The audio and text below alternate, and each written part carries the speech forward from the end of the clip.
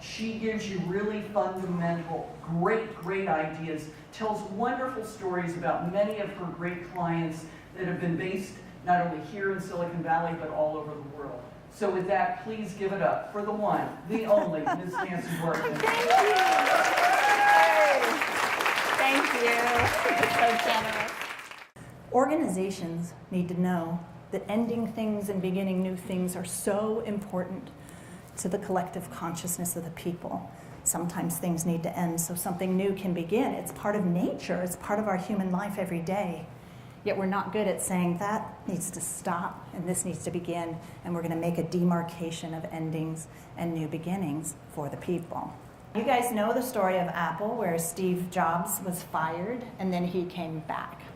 This is him with Gil Amelio. It's his first presentation that he delivered when he was back.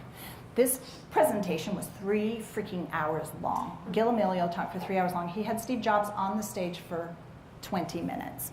Gil Amelio said the word developer 3 times. Steve Jobs in 20 minutes said it 27 times, because Mr. Jobs knew that if the developers did not adopt the new operating system that needed to go in place, it would fail. So he knew who his travelers were.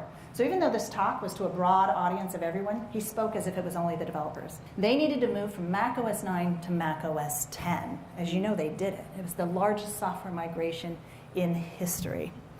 But it meant things had to end and new things had to begin. So at WWDC, the developers were still not believing that they were going to stick with one single operating system strategy, and I don't blame them. They'd been jerked around for a decade. They would work all year on something, and then there'd be a new announcement at WWDC. So WWDC, he did a vow. That's a ceremony. He stood up, he unfurled a big oversized piece of parchment paper, and he made a commitment. And he said, we are going to stick with this single software strategy.